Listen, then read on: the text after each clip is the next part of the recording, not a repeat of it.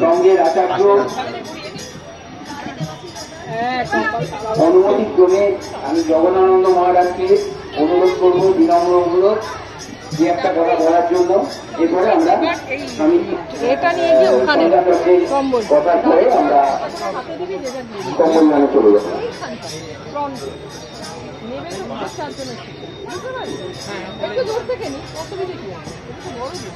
জয় মা, জয় মা, জয় মা, জয় মা। সুন্দর মন কাবু বধন নিধি রত্না করে আঘাত চলে, রত্না করে না শূন্য কাপড় দুচার যুগে ধন্যা বলে। আমরা এখানে আজকের অনুষ্ঠান গুরুদেব তার কথা বলবার নয়, তবু বলি শ্রীরামজি স্বামী পরাঙ্কুশ রামানুজ জিয়ার মহারাজ আমাদের পূজনীয় গুরুদেব, একেবারে জেলা পার্ষদ দেব বাবা, সেই দেব বাবার আন্তরিক ভক্তিতে গুরুদেব সন্তুষ্ট হয়ে এই কাজ গুরুদেব আরম্ভ করিয়েছিলেন। তা যতটা কি হয়, মানুষ নিষ্ঠাভাবে এক মনে ভজন করলে কি হয় তিনি দেখিয়ে গেছেন। তোনার মধ্যে আমরা কখনো অহংকারের ভাব দেখিনি। তিনি যে এত জপ তপ করতেন কখনো কাউকে নেতিভাবে দেখাননি যে আমি এত জপ করি, কিন্তু সময়ে তিনি সাধনা করে গেছেন। সেই সেদে সেদে আনা আমরা কি করতে, আমরা সেদে সেদে সেই আমাদের ইষ্ট দেবতাকে আনার নামই সাধনা। তা কিভাবে সেদে আনতে হয় তা তিনি একেবারে জটিলভাবে সেই গুচ্ছাতি গুচ্ছ যোগদত্তম আমরা বলছি বা গুচ্ছ যাই বলি না কেন, সেই গুচ্ছকে অতি গুচ্ছভাবে তাহার সাধনা কিভাবে করতে হয় তিনি একেবারে অন্তরালে যিনি মানুষ হয়েও এই জগতের মধ্য দিয়ে তিনি দেখিয়ে গেছেন যে মানুষ নিষ্ঠা হলে আমরা আর যাই করি জীবন মানে যন্ত্রণা, এটা আমরা জানি।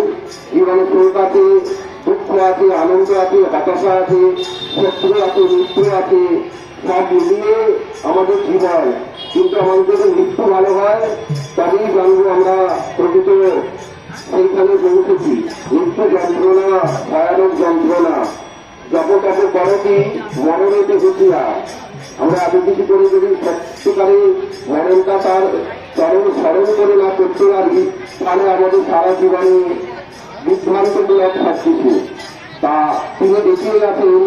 তিনি কিন্তু সেই দিনও দেহ থেকে তিনি সেই সূক্ষ্মে যাবার সময় তিনি কিন্তু সমস্ত অবস্থা ছেড়ে সমস্ত কিছু শরীরে বস্ত্র পরিধ পরিষ্কার করে বসে তিনি সজ্ঞানে তার সন্ধ্যা করার ফল তিনি তার চিন্তা করে দেহ ছেড়েছে। সেই আর কিছু এবং কালীভাবে ঋণী রচনা করে আকাশ যাবে, রচনা করে না শূন্য তখন বিচার যুগে ধন্য মেলে। অর্থাৎ নীতিভাবে সাধন করে লোককে সাধন করে কিছু হয় না।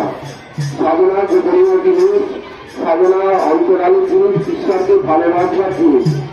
মানুষ পূজা হতে পারে কিন্তু সেবা হতে গেলে তাকে একেবারে সাধনাগত হতে হয়। তা সেবা করা বড় শক্ত ব্যাপার।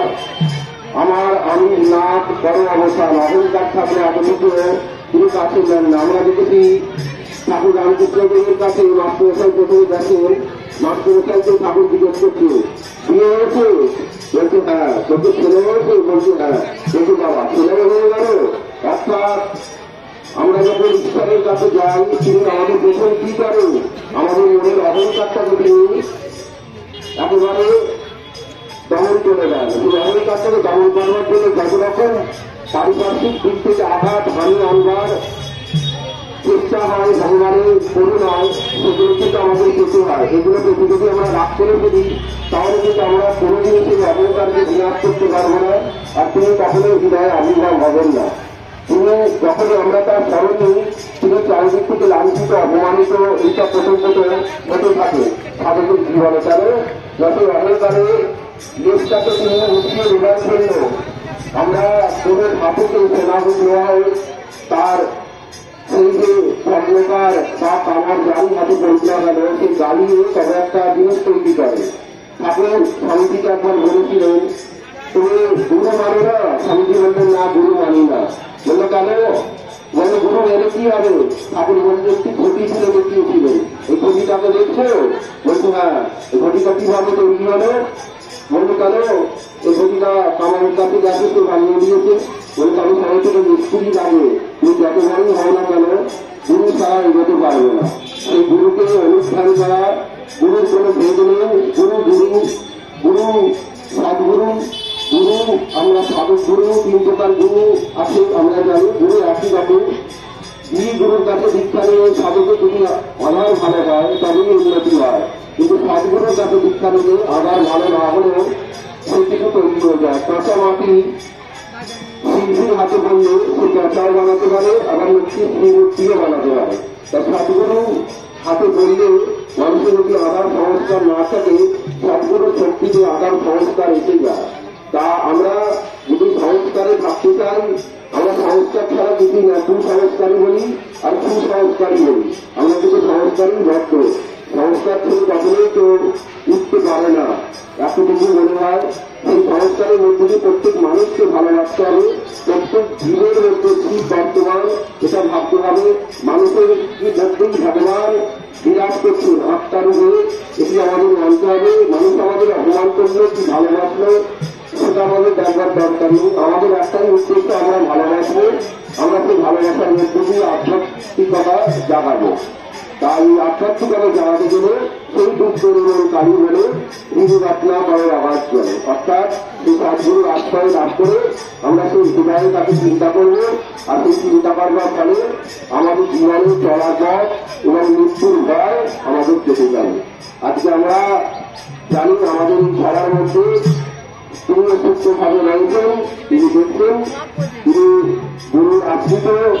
যিনি গুরুর আশ্রিত হয় তার সে কখনো নষ্ট হয় না, ঠাকুর বারবার সব জায়গায় বলেছেন। তা আমরা সেই গুরুর আশ্রিত সেই বিদ্যাবাসাকে স্মরণ করছি। আজকে আমরা এখানে তারই অনুষ্ঠানে সবাই এসেছি, আসবো, এটি চলতে থাকবে, এ কখনো বন্ধ হবে না। একটা অদ্ভুত জায়গা, অদ্ভুত শক্তি এখানে রয়েছে, কেউই বন্ধ করতে পারবে না। আমরা জানি হয়তো কম হতে পারে, কিন্তু বন্ধ হবে না, নষ্ট হবে না কখনো। তা এই গুরুদেবের চরণে পরিষদ জানিয়ে, আমার ইষ্টগুরুর চরণে পরিষদ জানিয়ে সকল ভক্তদের জগন্মাতার আশীর্বাদ কামনা করি। শক্তি বিনা মুক্তি নাই, শক্তি বিনা মুক্তি নাই। সেই শক্তির আরাধনায় আমরা সকলে বলি হতে পারি। শক্তি ছাড়া এই জগতে চলতে পারে না। একই বাহু জগৎচক্র দুটিয়াকা মামা পড়া, সেই শক্তির দ্বারায় জগৎ চলছে। যে যত ভজনা করুক না কেন, মাকে ছাড়া কেউ ভজনা করলে তার ভজন কখনো সম্পূর্ণ হয় না। সব জায়গাতেই আমরা দেখেছি মাকে নিয়ে সকলেই চলতে বলেছি, সকল অবতার। ভগবান রামচন্দ্র থেকে কৃষ্ণ পর্যন্ত অর্জুনকে দিয়ে পুজো করেছিলেন ভদ্রকালী কুরুক্ষেত্রে, আবার ভগবান রামচন্দ্র শ্রী দুর্গার পুজো করেছিলেন। তা সকল অবতারের মধ্যে আমরা দেখেছি স্বয়ং নারায়ণও জগন্নাথকে আরাধনা করেছিলেন। তা আমরা সেই মায়ের আদিশক্তি ভজনা করবো, আদিশক্তির চরণ করে আমরা সেই শক্তি লাভ করে জগতে আধ্যাত্মিকতা সরিয়ে আধ্যাত্মিকতার মধ্যে আনন্দ গ্রহণ করবো। জয় মা, জয় মা, জয় মা। সর্বস্না সন্তু সর্বে সন্তু মায়া, সর্বে ভক্তানি ভক্তন্তু মা কর্তৃক সুতরাগ বলে। সকল মহারাজের চরণে ওম নমঃ নারায়ণ, ধন্যবাদ।